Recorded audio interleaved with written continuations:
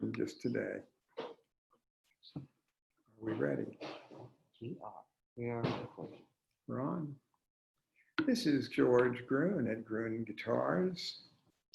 Today, ready for another session answering reader questions, reader and listener questions. So, first I'd like to make a sort of general announcement, and that is that as of this week, Gruhn Guitars is open by appointment to visitors who wish to come in person and see us. When they arrive, they should call for an appointment, although in general, we're flexible enough. If somebody shows up at the door and rings the doorbell, we will respond. And if they call on the phone number, 615-256-2033, we will either see them right away or set up an appointment that they will not have to wait long before they can come in. We request that they do come with a mask, although if you don't have one, we do have masks, and we can set you up with that. You will need to use hand sanitizer if you're going to play any of the instruments here. But we are here to help you on the phone, by email, online, and now, as of this week, we are here to help in person. We started Monday of this week, and we intend to continue that way until situations change, suitable for having the showroom open to just every random walk-in that comes. But right now, we haven't turned anybody away, and we're looking forward to having more people come. I have a variety of questions today, so we'll just plow right in. There's a couple that were left over from before. We had one person who says that he has a 1950s Les Paul Custom, and there's no serial number on the back of the peg head, and it appears to have original finish.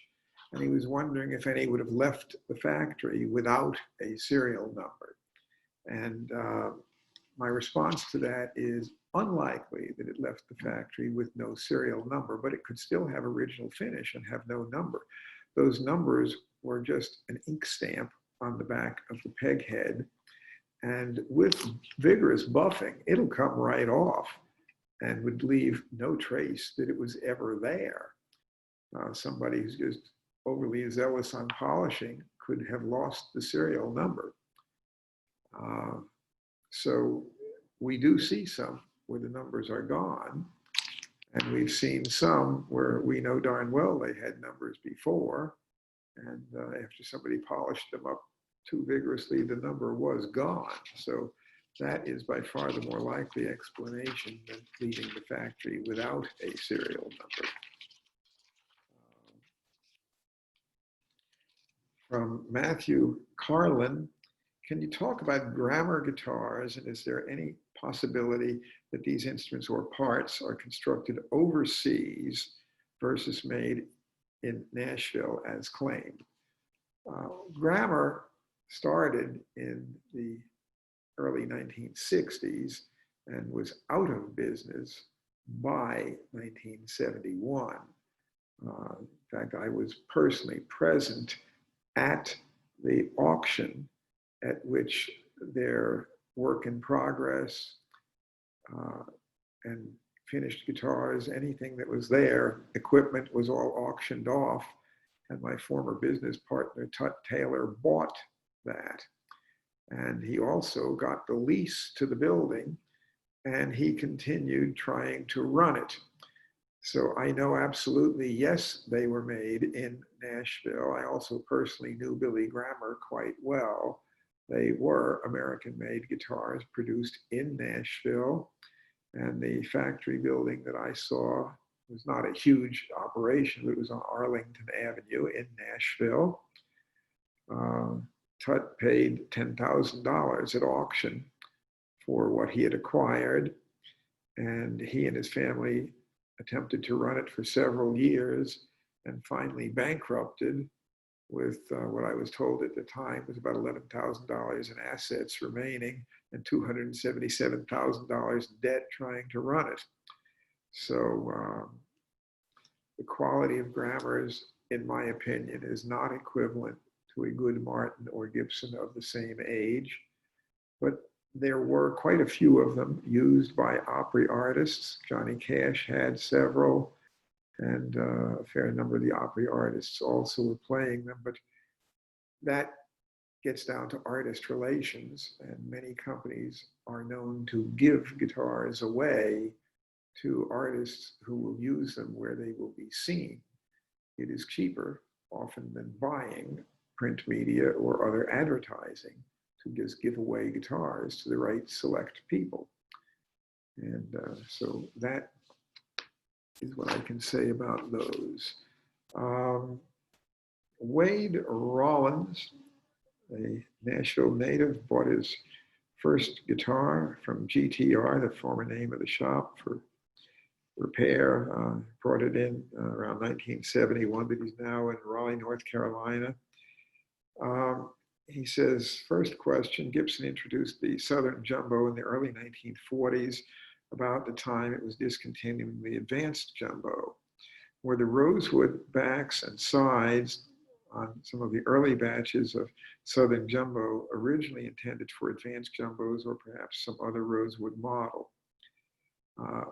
The Advanced Jumbo wasn't made after 1940, and the rosewood Southern Jumbo was not brought in until 42. While it's conceivable that some of those backs and sides sets were intended originally for Advanced Jumbos, it's not very likely that the fully assembled body was intended for an Advanced Jumbo. In fact, it's extremely unlikely. There's enough difference.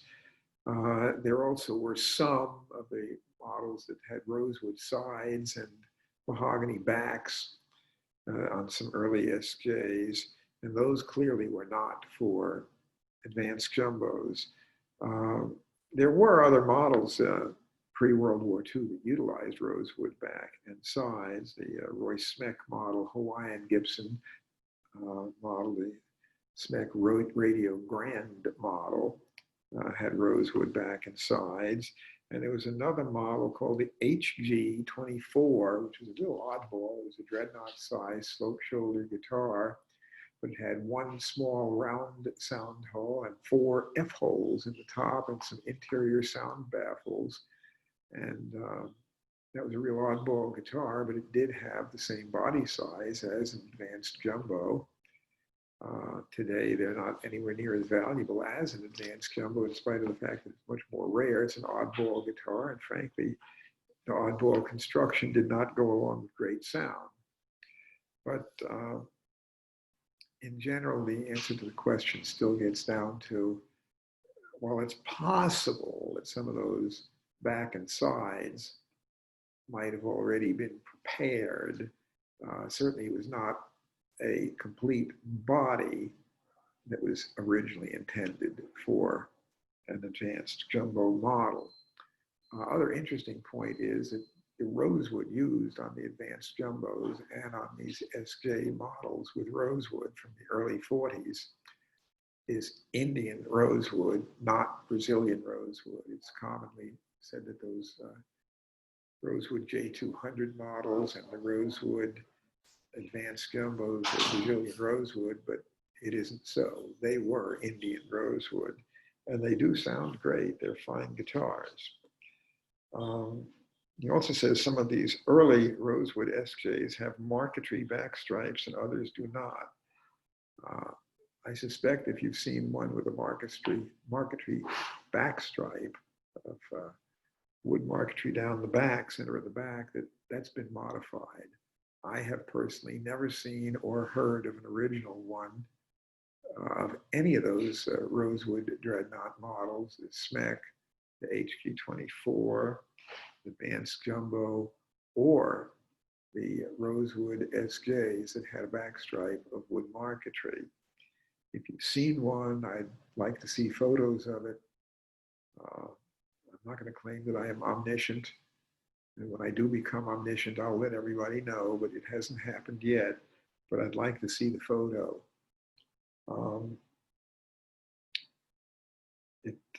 Also a comment from the same person who said that Norman Blake is among your favorite musicians. Norman seems to value vintage guitars early on and used them when performing. Would you share your early memories of meeting Norman and hearing him play?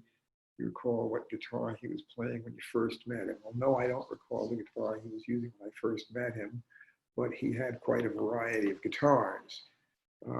He had several Martin dreadnoughts that he used quite a bit, but he also was a fan of some of the smaller guitars. He liked Martins and Gibsons, but primarily everything that he liked was pre-World War II. And today, a lot of what Norman plays is pre-World War II guitars, such as Martin 00 and 000 models. And he also likes Gibsons, such as the Roy Smeck models and the Nick Lucas model. I'm sorry, I don't recall him actually playing a Smeck. That was misspoken. But Nick Lucas models and things like L00s, they suit him quite well. Norman's a very versatile player. He can do old-timey and Carter family. He can do flat picking. He can do finger picking. He's not a modern jazz player.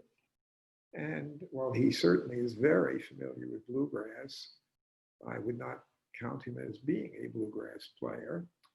He is more of an old-timey style player, but a very, very proficient one. He's also an extremely fine dobro player. And when I first met him, he was playing guitar for Johnny Cash in the band for the Johnny Cash TV show. And he was a very impressively fine player then. He's in his early 80s now, and he certainly remains a very, very fine player, although at this point, he is pretty much retired from working the road. But he still has done some recordings, even quite recently, and I highly recommend any of his records. They are masterpieces. From Chris, I'm shopping for an ES335. Please help me be an educated consumer. Are there things in particular to check out on an ES335? I looked at an ES335 that seemed to have a neck angle that would have limited getting the action lower. How would you check for a proper neck angle? Any rules or rules of thumb or techniques on this topic you can pass along? Well, on an electric guitar, if the neck angle is right, you should have a normal height bridge and be able to move up and down to get the action that you want. So if the neck angle is such that you cannot lower it to an angle that will give you good action, then you've got a problem. You know, if it's a guitar with a bolt-on neck, which a 335 is not, you can easily put a shim in there and you can adjust neck angle on any kind of bolt-on neck guitar. But on a 335, you don't have that option. It's a glue-in neck. Now, in 1958, when the 335 was first issued, they made those with a shallower neck angle, and the Tune-o-matic bridge was also a thinner bridge. And that changed in 59, where they went to a thicker bridge and more of a neck angle. Most players prefer the 59 version, although the 58 is first year of issue and still very collectible. I'm assuming that's probably not what you saw, because if you're just asking for generalized questions, I feel that the very best of the 335s, if you want one that is used, will be those made prior to mid-65. But some of the new guitars, particularly any of the custom shop models, are really quite good and are way better than the guitars of the 1970s, which I've mentioned on previous discussions, that the 1970s through the early 80s were some of the poorest quality Gibsons ever.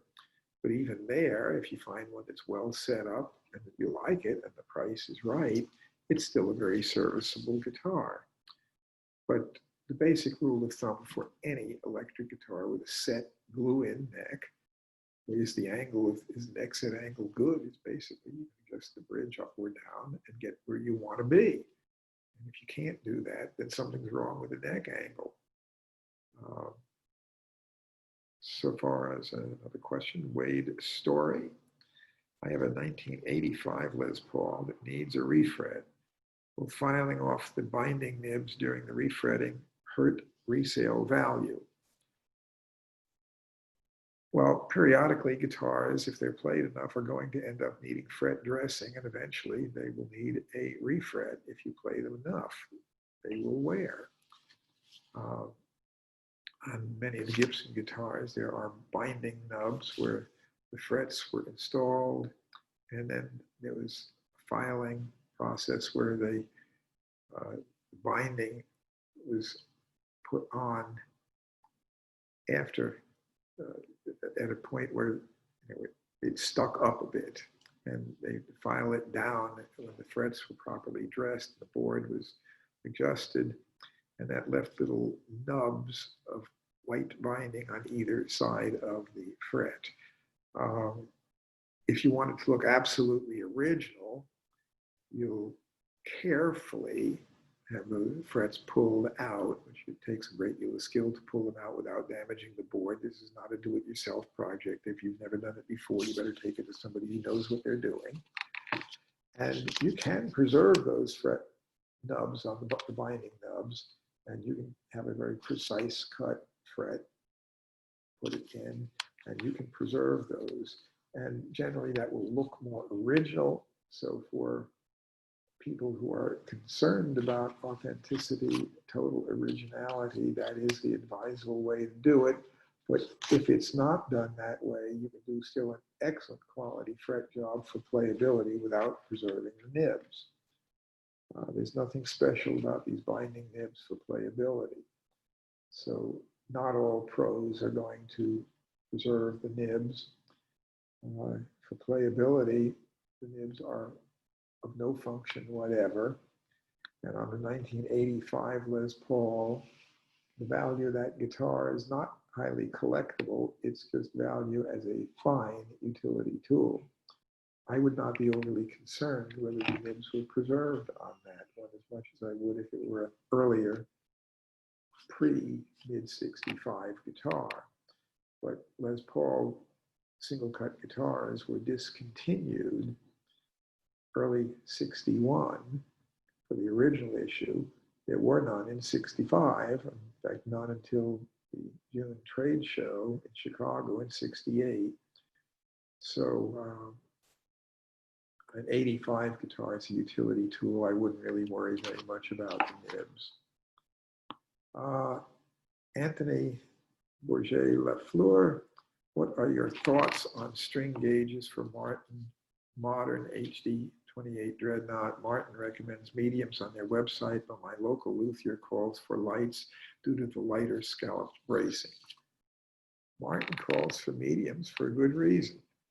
To drive a Dreadnought guitar and get maximum results for tone and play it, they sound better with mediums. The guitar was designed for them, and that's what we would recommend. That's what they send them out of the factory with. It's what we use on them, and it's going to be a matter of personal preference for some people. If you have delicate fingers, you might want to try light gauge, but the fact is, if you want to play bluegrass or country, and if you want to get maximum tone, volume, and dynamic range, mediums are where it's at on a Dreadnought guitar. If you want to use a guitar with light gauge strings, I would recommend getting a single O, double O, or triple O, or an OM. Smaller body guitars respond best with light gauge. And that's also true on Gibson guitars. If you have something like a pre-World War II LOO, the smaller size Gibsons, those definitely respond better with light gauge, but the jumbo size respond better with medium gauge. There is an element of personal preference, and of course also it makes a difference what brand of string you use and whether it's bronze or monosteel. But in general, medium bronze is what most people who use Dreadnought guitars prefer. John Major Can you comment on Asian-made Bojo Padonovac guitars? Bojo Padonovac was a luthier who was trained in Serbia, what was then Yugoslavia. He came to the USA in the very late 1950s and worked for a while as a repairman at Kagan and Gaines Music on Wabash Avenue in Chicago in the Loop. I first met him in 1963 when he had first just gone out on his own and had a very small two-room shop that was on an upper floor in a building on Wabash, and he was hand building guitars of his own design. Later, in the 80s, he did some guitars built to his specs in Japan. They looked very similar to the ones he built personally, and as Japanese guitars of the day went, they were good guitars, but they're not nearly as valuable as the ones that he personally made. And so far as tonal quality, they're not equivalent. They're good guitars, and they may bring $800 or $1,000, but the ones that he personally made will bring significantly more, and they deserve to bring more. Peter Collins, would installing a new bridge plate on a pre-war Martin D18 diminish the guitar's value, and if so, why?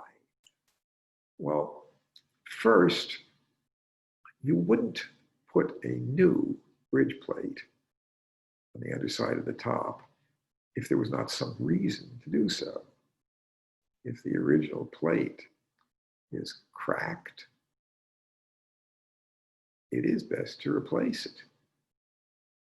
Now, there's a difference between doing a good job and a poor job as to what it will do to the value of the guitar. If you can repair the plate so it will be structurally stable, that is the best alternative. If it's just a bit wallowed out at the bridge pin holes, it is possible to replace those, to graft in segments there and reinforce it where you do not have to replace the bridge plate. That would be preferable. But if it is split and severely compromised structurally, it is absolutely best to replace the bridge plate. There are people who think that that's a poor thing to do, and generally they've seen someone do a botched, poor job on doing it. It does require skill, real talent, to replace a bridge plate because the originals are tucked into the bindings. And to get that effect and result requires skill. But I can assure you that we frequently do replace bridge plates, and we do it when it really needs to be done. We will repair the plate if possible. But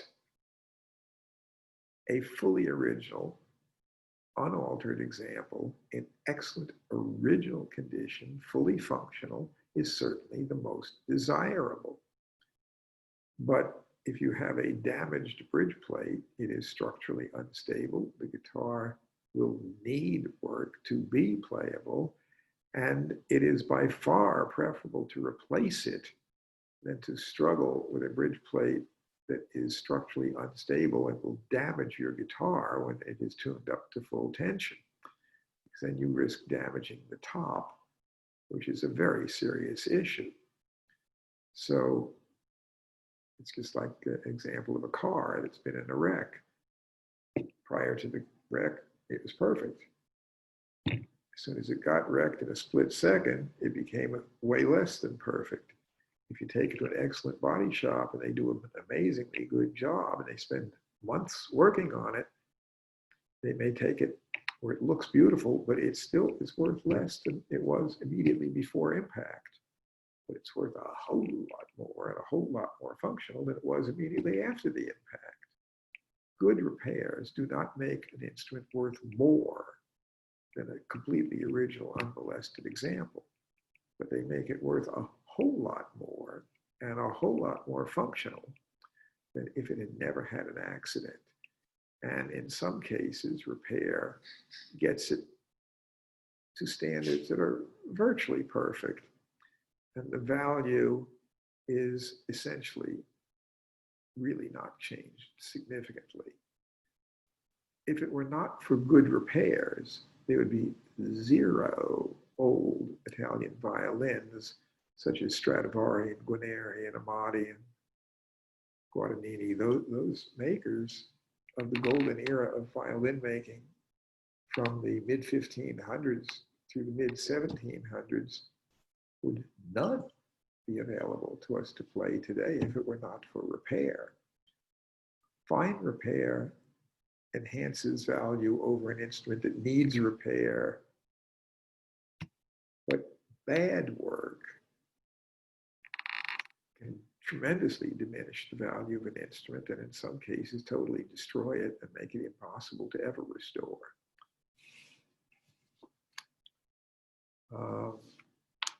From Jim Leckinger, Lebanon, New Jersey. For a short time in the late 1980s, Martin Guitars produced a model called the D16M. This model was American made with mahogany back and sides and scallop bracing.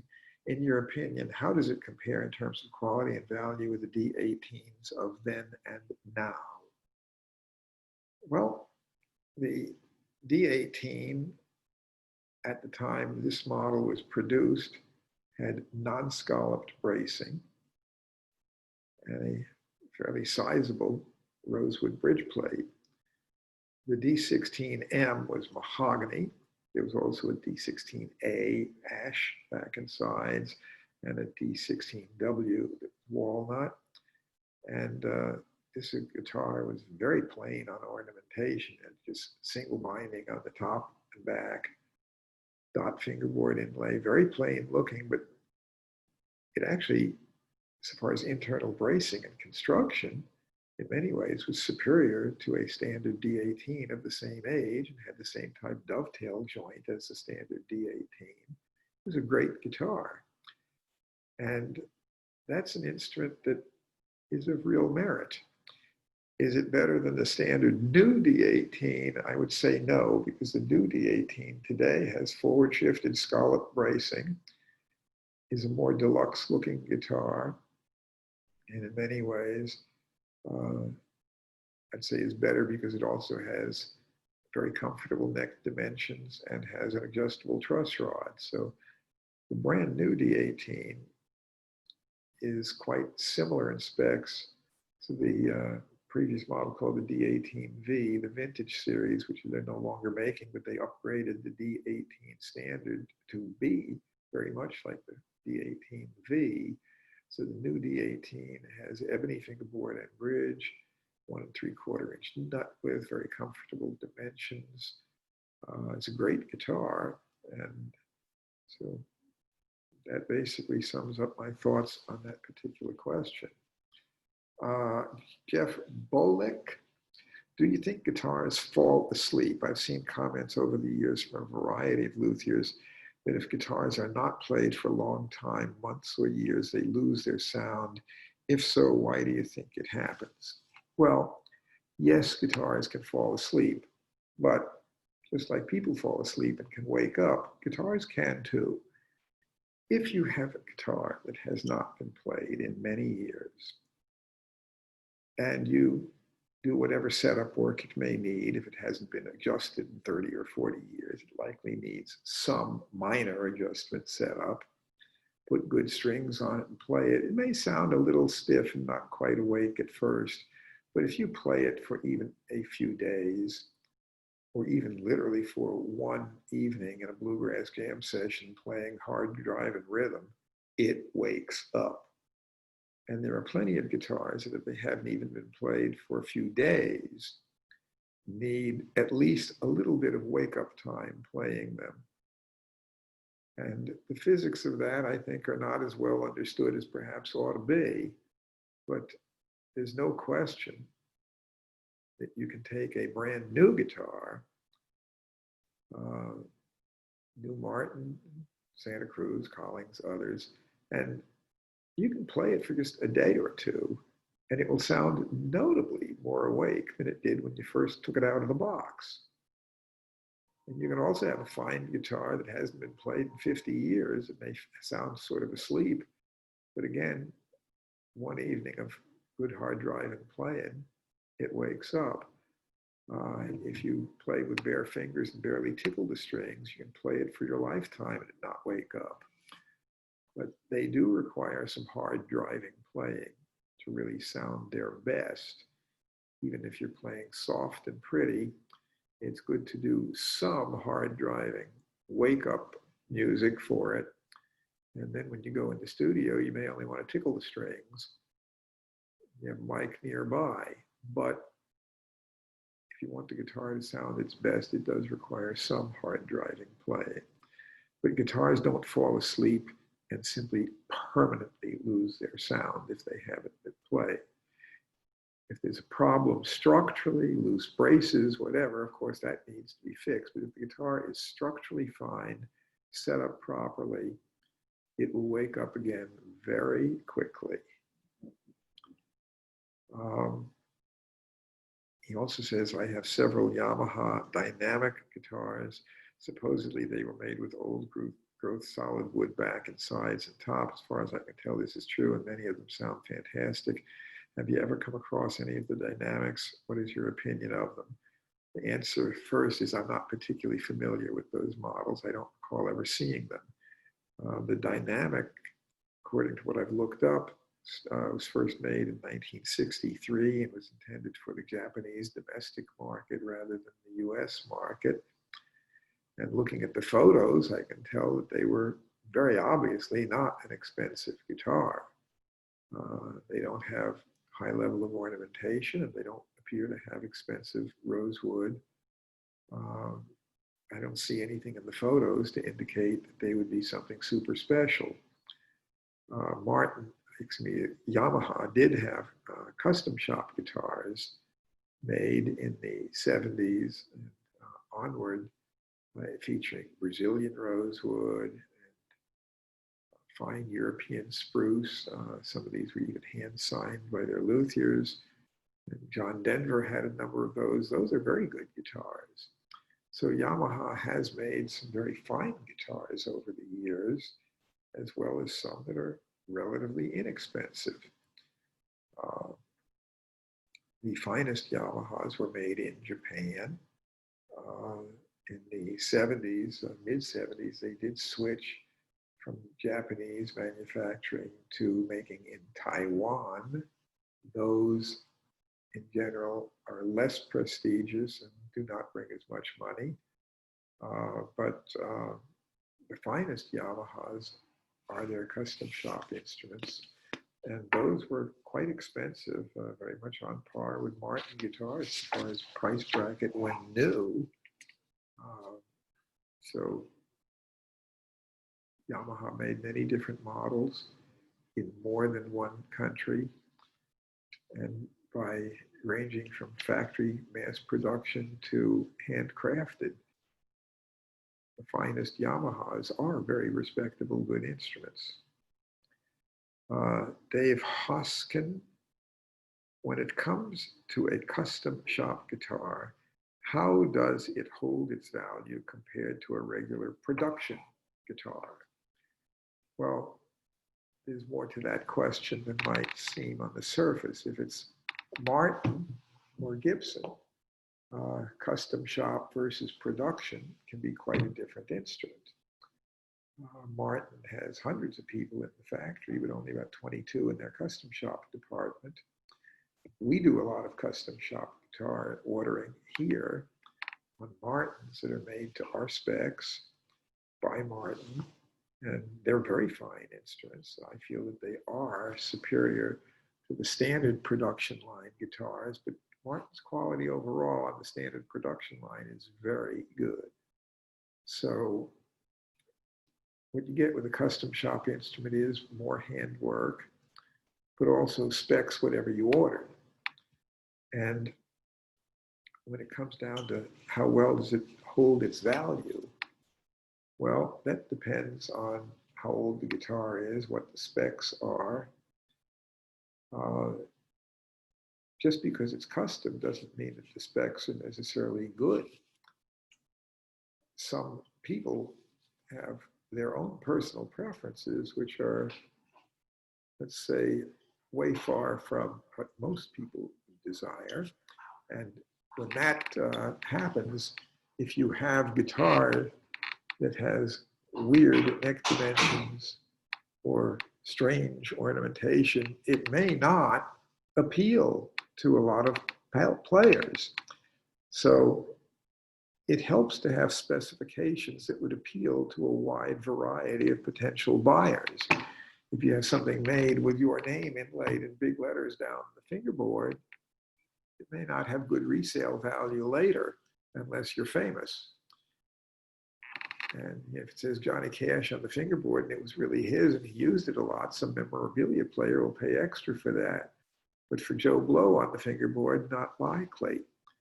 The other point here is if you're talking about custom shop, if you're talking about individual luthiers, each one is different. Some are extremely skilled. Some are hand builders and think that they should charge more money than a new Martin or Gibson, even custom shop. And they claim that it's better because it is hand built. Well, keep in mind that the finest old Martin and Gibson instruments were made in a factory setting. They had a lot of handwork in them. But just because somebody personally sat down at a workbench and built it does not mean that it's better than an old Martin or a Gibson. Each individual builder has his own characteristics, his own set of skills. Some are more skilled than others. But in general, I do like the custom shop Martin. It's a great deal. And there's plenty of custom shop instruments by Fender, by Gibson, that are very good instruments. But each custom shop instrument, by virtue of being custom, has specs that in some way differ from the standard catalog model. If those specs are sensible, and the instrument is a gorgeous example, it may do very well later down the road on resale value. If they're goofus weird specs, which sometimes that's what people ordered, the resale value may be more limited.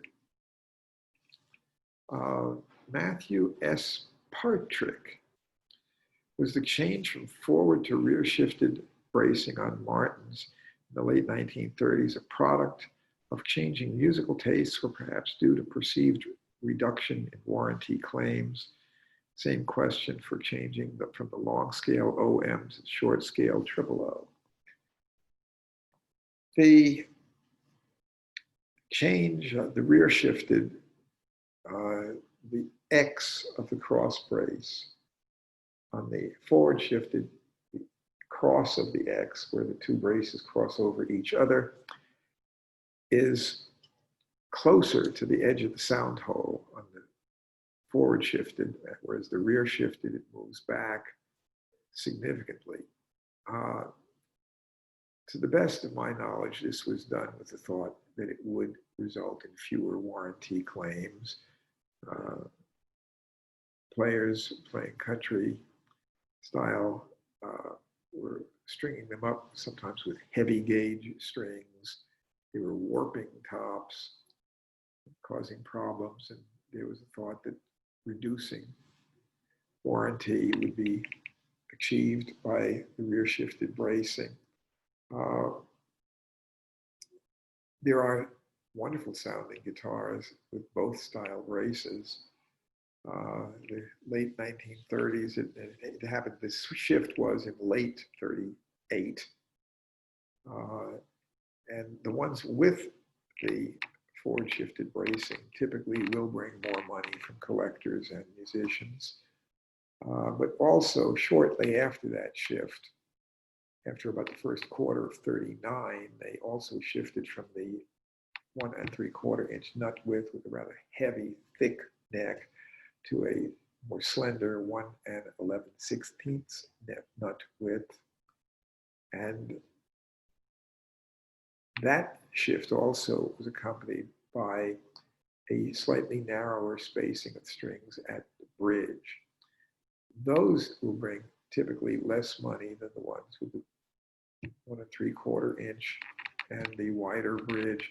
And the difference in sound between an early 39 or a late 38 that has rear shifted bracing, but still has the larger neck and the wider bridge spacing, frankly, is very minimal. And to the point where if you don't look in there to check, you're not going to be really sure which bracing it is. There are wonderful examples with both.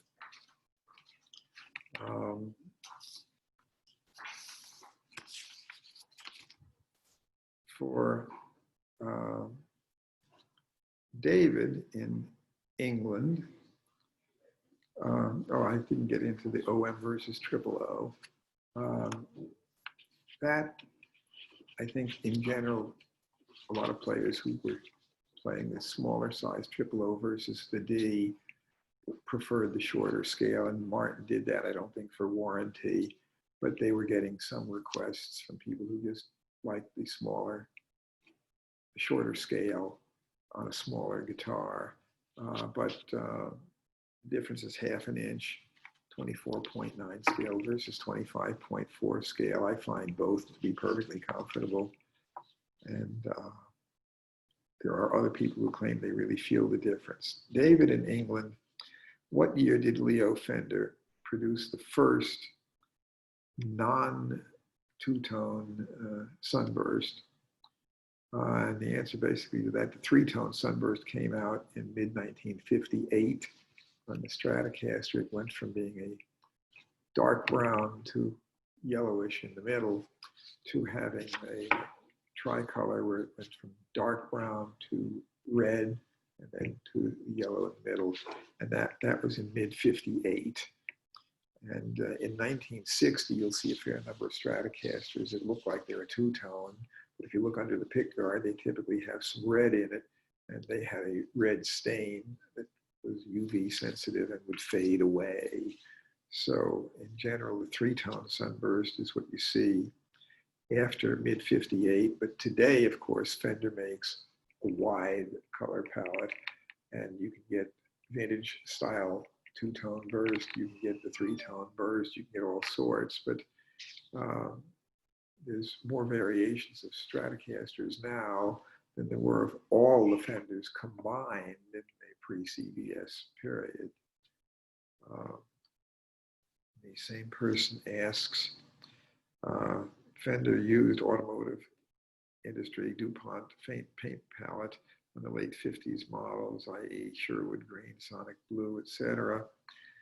However, I've never known what year the first Strats left the production line in such custom colors. Very early on, you could get a custom order from Fender, but they basically would just go down the street, and there was a motorcycle shop that would do custom colors. And often enough, they'd have the body sprayed there. But in the 1956 catalog, it was the first listing of custom color options that Fender was routinely offering as catalog standard models that they were doing in the factory. And they did from that time onward, they did a wide variety of different colors.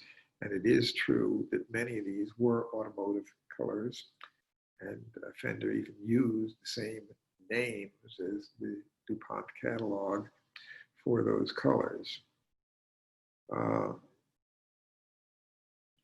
Brian sits, who are your main customers for guitars that are over $5,000 price? Pros, collectors, or weekend warriors?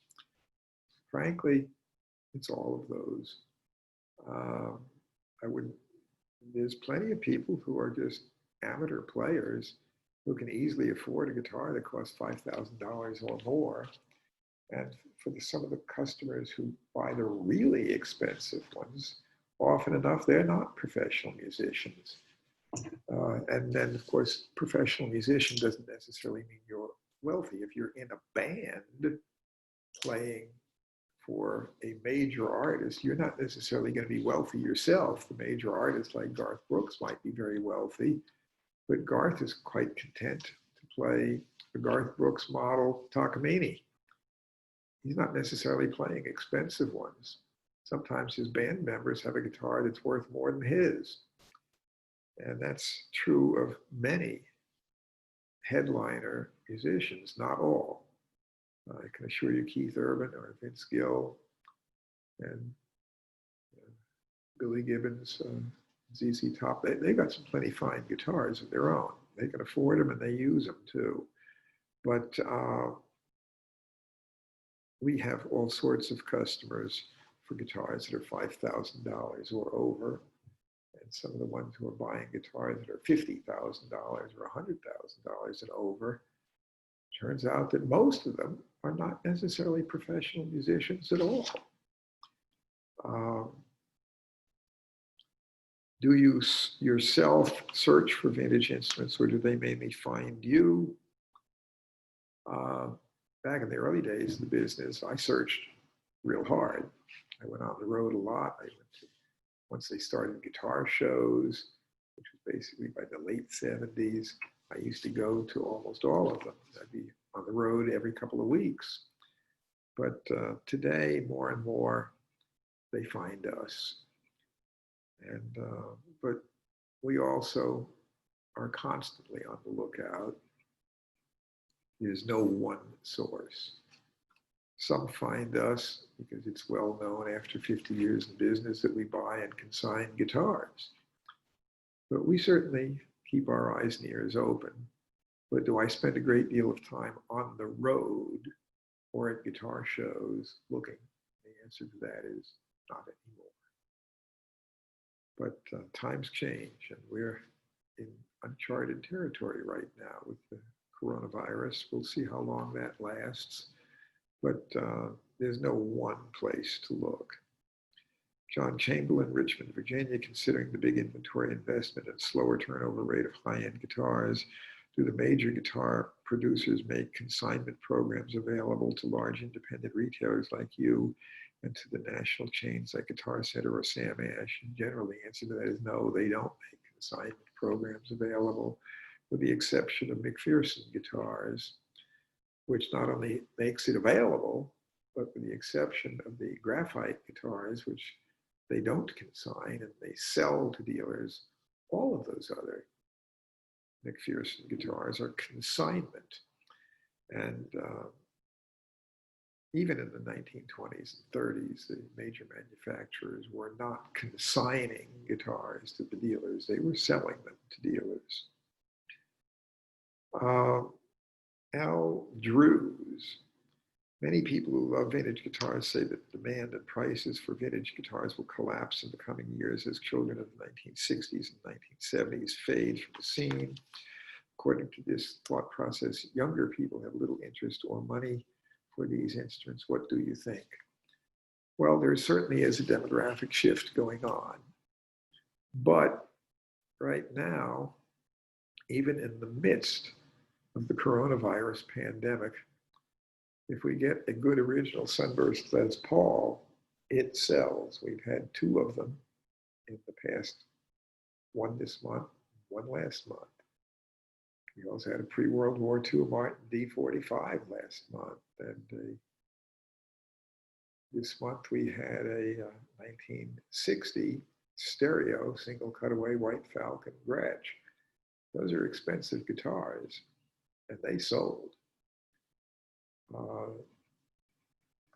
On each case, the people who bought them were not professional musicians, but they were people who certainly had sophisticated taste. There is a concern, legitimately, that many people in the millennial generation and younger are more into rap and hip hop that don't necessarily use guitars at all. It's hard to predict what's going to happen 20 years from now, but in general, buyers tend to buy instruments of good quality from about puberty through age 25. Used to be the next time they would buy prior to the baby boomers was when they retired. And then they would go back to the music that was popular when they were of dating age. And they'd have a little mini boom of buying. Baby boomers did something new. They are the first human generation ever that took for granted that they would live to grow old. They're the first human generation ever that had antibiotics from birth onward. In ancient Rome or Greece, it was known that somebody could live to be 80 or 90, but they didn't have a midlife crisis at age 40, thinking it was midlife for them personally. But baby boomers did their buying big time again, starting in the mid-80s when they hit age 40. And they have not so far had a huge boom again upon retirement, because unlike a car that might wear out after 10 years or so, a good guitar with proper care can last a couple hundred years. If they bought 50 or 100 guitars when they hit age 40 through age 50, they might not go on a buying spree when they hit age 70. They might actually be downsizing. But the fact is, are guitar prices at this time currently collapsing? The answer doesn't seem to be showing that. There are some models that do bring less than they did at the market peak. That was late 06, early 07. It was an artificially inflated boom caused by speculators. And there are three essentially different type buyers. There are utility tool users, there are true collectors, and there are speculators. Speculators see that the price is here, and they have seen it's doing that. They think it may do that.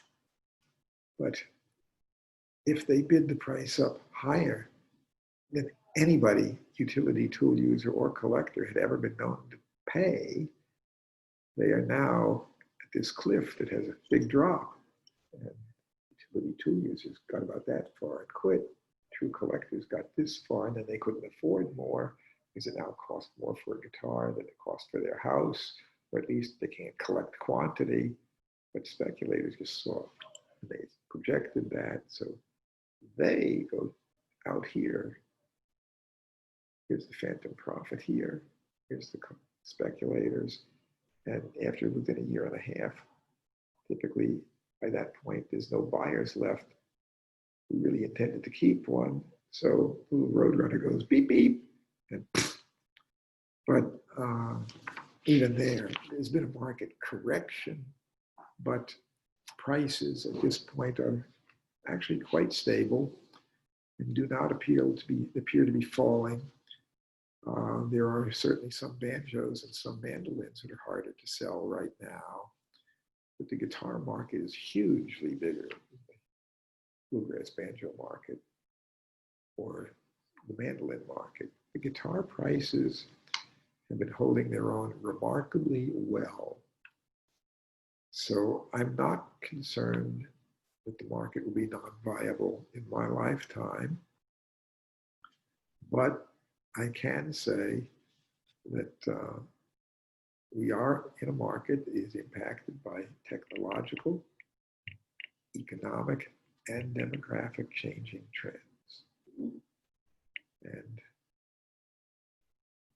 most of the models, however, that were popular and sought after in 1970 are still the main ones that are considered the true golden era. And the real golden era, finest pieces, in my opinion, will continue to hold their value quite well. For George Scanelli, a friend of mine had given me a 1972 Yamaha FG-180 red label Nippon Gaki, which means made in Japan. Actually, Nippon is Japan. Gaki is musical instrument. So it's a Japanese musical instrument. Sounds pretty good. Is there anything you can tell me about this guitar? That's the FG-180 was a model that was pretty popular. Later, those were made in Taiwan, and the Taiwanese are not near as sought after, but in my opinion, is the Nippon Gaki label Yamaha something phenomenal? Is it as good as a Martin or a Gibson? In my opinion, the one-word answer is no. And if you have one that made in 1972, by this point, it's likely to need a neck set. If you try doing a neck set on one of those, it's a heck of a lot harder to work on than a Martin. Martins and older Gibsons are built where not only did they go together with hide glue, but you can take them apart if you need to and work on them. Whereas many of the other instruments made in Asia are laminated wood, not hide glue, and extremely difficult to work on. So just because a guitar is cheaper as a student model instrument does not mean it's cheaper to fix it. It actually can be almost impossible to repair in some cases. The next question, Jay Meralt in Vermont. When was the 1 11/16 nut width on the 14th fret O Martins replaced with 1 3/4 inch nut width? Is the 1 11/16 nut width available on any of the current 14 fret O Martins? Currently, Martin is not offering 1 11/16 on O Martins. They are all switched over quite recently to the 1 3/4 inch, which is the same nut width that Martin used on as standard specs prior to late 1938. But the new Martins have a shallower profile neck. They're really set up as a fast action neck, and very good, very playable. And I happen to prefer that setup, the 1 3/4 inch. But they are not currently doing standard dreadnought or O guitars with 1 11/16. But the comfort level of the new neck is every bit as good, and in my opinion, better than the former neck that was 1 11/16. The cross-section neck contour is different, and a C shape in cross-section tends to be more comfortable than a D shape, and the new ones are very comfy. He also asked, can the current Sinker mahogany O or O Martins be custom ordered with a 1 11/16 inch nut width? The answer is yes, it could be done. Martins would charge extra because when we order them with 1 3/4, we order them in batches more than 10 at a time, and we get a better price that way. It would cost us extra to do a 1 11/16. We tried a few. I didn't like them as well, and we're not currently doing them, although if somebody really, really wanted one, it could be done.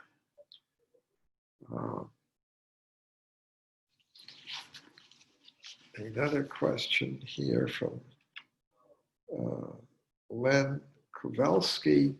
Can you tell me how Gruhn Guitars authenticates a vintage guitar for originality of all the parts? Is it possible to distinguish true original parts from aged, historically correct replacements? Well, yes, you can tell the originals from the historically correct, because even if you artificially age them and dip them in an acid bath, the dimensions and the specs are not identical. So yes, you can tell originals from the replacements. It's also easy enough if you don't know as much, that if you have examples of old ones to look at that you know are original, and you can compare that, see if the specs, as to how much they differ. But as far as the vintage hardware, metal hardware is awfully hard to fake. And when we buy or consign a guitar, we give it the complete forensic exam inside and out. Because if we're going to represent it, even if it's a consignment that we don't own, it's our reputation that goes with it when we sell it, and it's us who supply the certificate of authenticity. That is a critically important thing. So you can buy guitars off of eBay, Reverb, whatever, but most of those sellers are not in a position to confirm total authenticity, or if they do supply a letter of authenticity, it may not mean as much as one from us or other truly well-qualified appraisers. And authenticity does count for quite a bit. Harry Warman, what, in George's opinion, was the coolest bass guitar to come into the shop? I don't have any question on that one. The Alembic bass, owned by Phil Lesh, nicknamed Mission Control, which we sold a few months ago. It was not only a very expensive instrument, but it was an amazing instrument. And quadraphonic sound, very deluxe ornamentation, LED lighting, and just certainly the most interesting bass, I think, that for us, we've ever had come through. I've had plenty of vintage Fenders and whatever, but there was something about Mission Control that, aside from it being a great piece of memorabilia, was truly a very, very interesting instrument. For Tim Riley in Sydney, Australia. I have a daughter who lives in Sydney. As an Australian, I only get to Nashville once every 2 years or so. Is the Gruhn artwork on the side of the building at 400 Broadway still there? It might not be your building anymore, but it's a landmark, and I'd like to hope that that side of the building facing 4th Avenue is left untouched. The answer to your question is that hand-painted sign on the side of the building is still there. It's looking a bit worn because that painting of that sign was done quite a few years ago. Actually, I bought that building in 1993, and very shortly after that is when the artwork was painted there.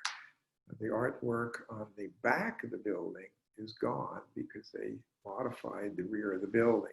So the sign that's facing up 4th Avenue, that's gone. But the sign on the side of the building that is facing 4th Avenue on the side of the building, that is still there. George Van Wyn, Chelmsford, England. Why is it that I keep reading experts saying that you shouldn't attach a guitar strap to the headstock because it supposedly puts too much strain on the neck, and yet most high-end guitar companies, Martin, Gibson, Collings, don't fit a heel peg on their acoustics? Well, once, by putting too much strain on the neck, if you put a set of medium gauge acoustic strings on a guitar and tune it up to pitch, that's about 150 pounds of pressure. You're not putting anything remotely near that if you put a strap on the peg head end of the neck.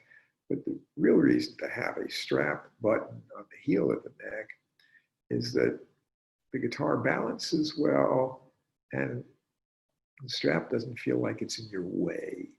When you're playing guitar, it's actually just physically more comfortable to have a strap button on the heel of the neck. But it's just, for a company like Martin, that's traditional enough, and a lot of their players don't play standing up. I personally am not a performer. I don't play standing up. I play seated. I don't need a strap button. I don't need a strap at all. If you want a strap button on, it takes 5 minutes to put on for a skilled repairman to do it. You do have to drill a guide hole. You need to have the proper drill. You need to know where to drill the hole. If you simply think you can screw it into the neck and just ram it through, you're likely to break the neck or crack it. So that's not a good thing. So you have to know what you're doing. But the reason they don't put a strap button there is not everybody wants one. It's easy enough to put it on later. Tom Van Tilburg, I've noticed that the head on 12-string Martins have an open slot design. I take it this is to improve the tone of the high-end notes. Do they have any problems with cracking because of this type peg head? Well, I don't see any problem with cracking. Not all Martin 12 strings have the slotted head. Some have the regular solid peg head. But the solid peg head has the string post sticking up. The angle back of the peg head on the neck is the same, basically, whether it's a 12 fret slot head or any slot head design versus the solid peg head design. The angle back is the same, but on the slot head, the strings go through halfway through the peg head because the way the gears fit on the peg head, they're recessed into the peg head. So there's a sharper break angle over the nut with a slot headstock. And I think this can slightly improve treble response, but it's a very subtle difference. at any rate, it's not, I have not noticed any problems with cracking as a result. Jeff Bullock, I have a Gibson J5080J, which stands for adjustable bridge. At best I can recall, I got it in 1965 or 66, serial number 873874. At what point in the 60s Gibson quality begin to deteriorate? The sound quality of this instrument is excellent, and it has held up well for the past 56 years. Years ago, I had the adjustable bridge replaced. At that time, it was felt that the hardware on the adjustable bridge affected sound quality. Does this modification significantly reduce the value of the guitar? Well, there's several questions there, but the serial number you gave, 873874, was used, Gibson repeated numbers often, and that was used in 67 and in 69, but the 67 model would have a round-shouldered, slope-shouldered body shape, and the 69s typically had a square-shouldered body shape.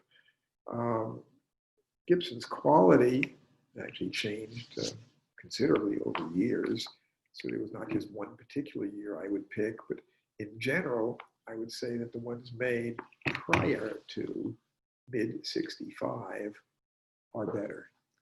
And its quality went down when Ted McCarty left as company president. The worst quality are from the 70s. I would consider a 67 to be significantly better than a 69 model, but the 67 would still have a rather narrow neck compared to the mid-65 and earlier. And at any rate, it's not like there's one particular year that afterwards are no good. Frankly, the new ones made today are way better than the ones from the 70s, and in many cases are better than the ones from the late 60s. But to me, prior to mid-65 is still the best Gibsons. If there's one year in which there was a radical change, that would be a time. So far as the adjustable bridge, many players do feel that it doesn't sound as good as a standard design non-adjustable bridge saddle. And if the bridge is very well done, I wouldn't worry overly much. You're not going to have hurt the sound. And if anything, it would sound better to my ear. And it's from a period when the main appeal of that guitar is going to be as a good utility tool. Jim Salstrom, did Gibson borrow Martin's slope-shouldered body design to invent the Gibson large body guitars of the 1930s? The answer to that is yes, they did. It's not a precise copy of the Martin shape, but it's certainly from the very late 20s, from about 29 and into the 30s, it's no question Gibson's body shapes on their flat tops and their X bracing pattern, which they hadn't used prior to that, was clearly influenced by Martin. And Gibson was not above being influenced by other makers. For example, the Gibson Mastertone banjo that came out in 1925 was very clearly, had many features copied from the Paramount banjos that came out in 1921. Mark Berger, do you have any opinions on Epiphone archtops in the 1940s? My opinion is yes, they're very good. They're quite comparable to Gibson guitars at the same time. Epiphone made everything from intro student models on up, as did Gibson. And the Epiphone guitars of the 40s are fine. At that time, Epiphone was an independent company in New York, not owned by CMI, which was the owner of Gibson. Gibson today owns the Epiphone branded name, but Epiphone started out as an independent company by the Stefopoulos family in New York, Greek immigrants, and they're very fine guitars.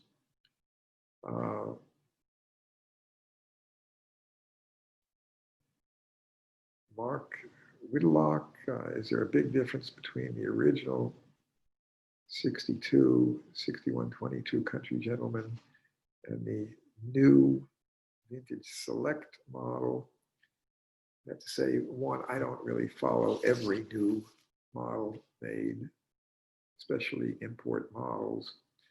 But the original Gretsch Country Gentleman came out in '57, was a single cutaway guitar, and was a very fine sounding instrument. As with all the Gretsches of the '50s, while they were very good electric guitars, I'd say that their build quality was not equivalent to Gibson. The type glue they used for the necks frequently ended up needing a neck set later. And some of the Gretsches, particularly the ones from the '60s, have problems with binding that will just chemically decompose plastic that was not chemically stable, but they didn't know it at the time. It had about a 40-year time fuse, but 40 years ago, these days, was 1980. So the ones that were made in the '60s are having real problems in many, many Gretsches, and that's an expensive problem. But the new Japanese-made Gretsch guitars are made good standards of quality, very good standards. And some of their better ones with the Filtertron pickups made by T.V. Jones, very fine quality electronics, and they're really well-made instruments. Physically, they can play as well as the '50s Gretsches, but the sound is not identical. Linda Farrar, any update on the status of ivory accoutrements, bridges, inlays, etc. on vintage guitars? Are they legal? Well, they're legal to ship within the USA, but so far as shipping genuine ivory outside of the country, that's virtually impossible to get a permit to do. You cannot get a permit to bring one into the country, and it can be very, very difficult to get a permit to ship one out. Last question for Keith Goggin. I asked this 2 weeks ago and then had to miss last week's talk. I was interested in George's thoughts on the difference in value between an early '57 ES350T with the P90s and the later '57 version with the humbucking pickups.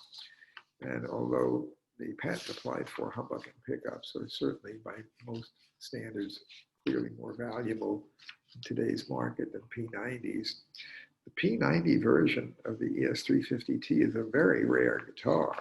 And there's lots of great photos of Chuck Berry playing one of those in blonde finish with the black plastic covered P90s. And that's a guitar I wish I could find more of. That version could bring every bit as much as the one with the PAF humbuckers.